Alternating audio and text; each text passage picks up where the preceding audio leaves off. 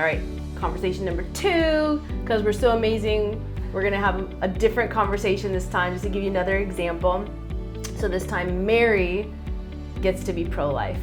I get to be pro-choice. Actually, this is kind of fun. You should just do this anyway. So you don't actually always have to post something with your graphic. Students for Life has a ton of really great graphics that can start conversations for you. So I'm just going to post this graphic about bodily autonomy and how there are actually 2 bodies and not just one body in the situation of a pregnancy. And we'll see who responds to my post. What? I can't believe this. Hasn't she ever heard of something called bodily autonomy? What? Listen, but it's in her body that makes abortion her decision. The fetus is dependent on her and cannot survive on its own.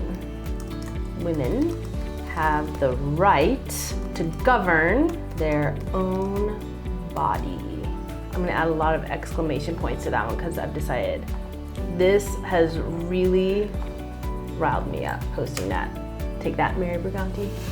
Wow, somebody replied to my post, and she really doesn't agree that the baby also has a voice, which is what this graphic is saying. So I'm gonna respond, from the moment of conception, a new and distinct human life is created that begins to grow and develop. Shouldn't they have a right to life as well? At what point do you think the preborn becomes a person? Let's see how she responds to that information. People are reacting to a conversation. Well, let's see. The preborn becomes the fetus can't survive on its own.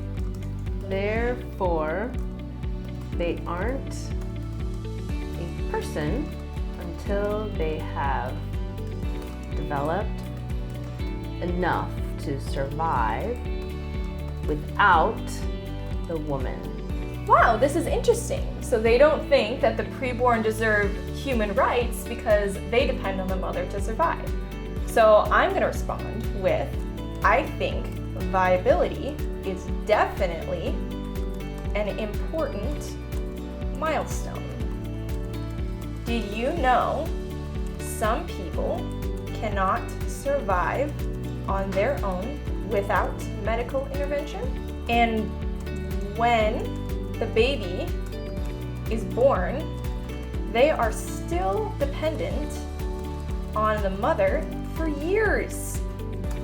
Does that mean we can kill them until they can function on their own? We'll see what she says to that. All right, well, let me see. What might someone say here in response? Maybe there should be some limits, but I still think bodily autonomy is important for women to have. There you go. We just had a conversation.